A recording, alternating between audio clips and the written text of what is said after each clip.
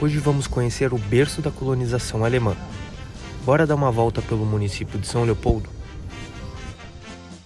Neste primeiro ponto, conhecemos o sítio histórico Museu do Trem, que representa a estação férrea de São Leopoldo. Essa fazia parte da primeira ferrovia do Rio Grande do Sul, que foi construída entre os anos de 1800 e 1830 por uma empresa inglesa. O Museu do Trem é o principal equipamento público em toda a temática ferroviária na região sul do Brasil.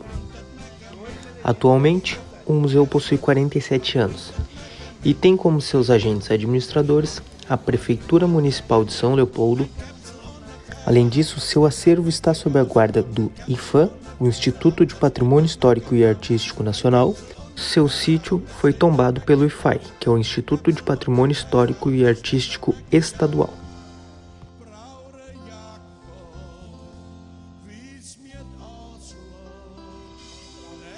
Neste outro ponto, fizemos uma caminhada pela zona central do município de São Leopoldo.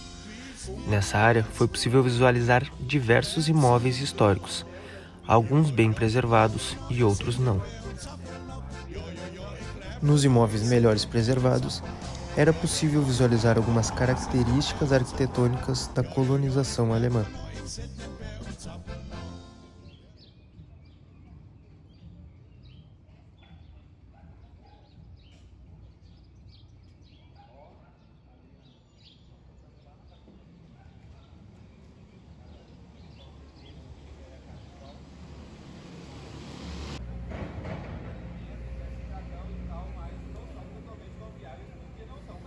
A Igreja de Cristo, popularmente conhecida como Igreja do Relógio, é uma paróquia filiada à Igreja Evangélica de Confissão Luterana no Brasil.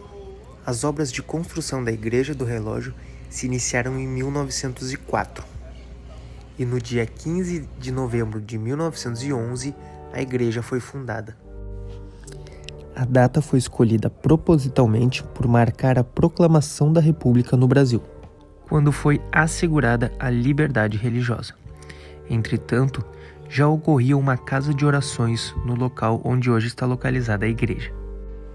Antes de 1911, a Constituição do Império afirmava que apenas a Igreja Católica era reconhecida oficialmente como uma religião do Estado.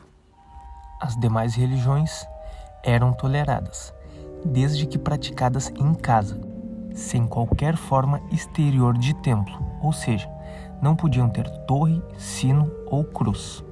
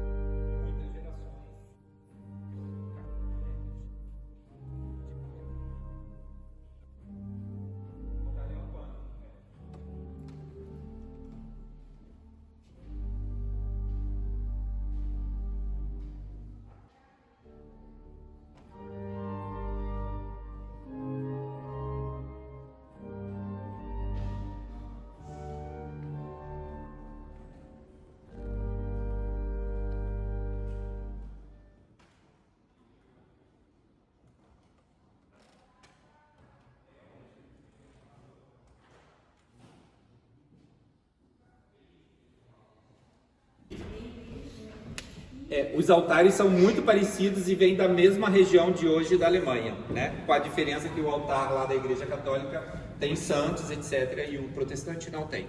Então a gente tem dois elementos aqui das territorialidades, né? Da cultura.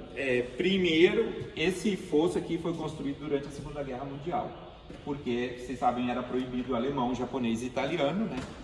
E a polícia política do Getúlio confiscava tudo. Então, para não ser confiscado, foi feito esse poço. Tudo que era em alemão foi posto nesse fosso aqui e puxaram o altar. E durante todo o período de proibição, esse fosso resguardou tudo que era em alemão, né? Em língua alemã. E isso aqui, vocês sabem o que é? Isso aqui é para colocar caixão. Esse é um caixão de aluguel. Porque a maior parte da comunidade não tinha grana e caixão é caro, né? Ainda mais na questão de que lenha precisava para o trem. Então valia muito ter lenha, ter madeira e madeira para casa, etc. Então o que acontecia? Velava aqui e depois enterrava só na mortalha, né? Então isso era muito comum velar no templo, né? Não tinha casas mortuárias, etc. Então se velava sobre esse caixão, fazia todo a despedida e tal. E dá esse costume, né, de velar no tempo. Isso. E depois enterrava só com mortalha, sem caixão. Né? Então assim, durante muitas gerações, isso foi o caixão, né, de aluguel aí da coisa.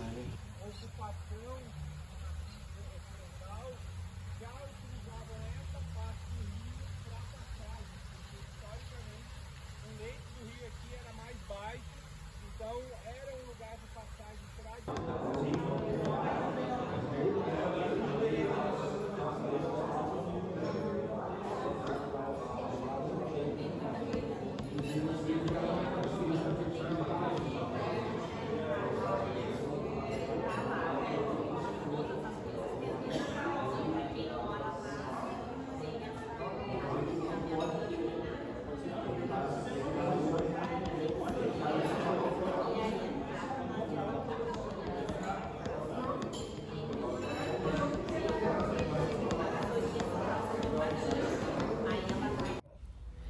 E no último ponto, conhecemos o cemitério luterano da Lomba Grande. O cemitério é tombado e protegido como patrimônio histórico municipal. O cemitério está situado no mesmo terreno que a Igreja Evangélica Luterana de Lomba Grande. O seu primeiro sepultamento ocorreu em 1839 e nessa época ainda funcionava a escola da comunidade e os cultos na igreja.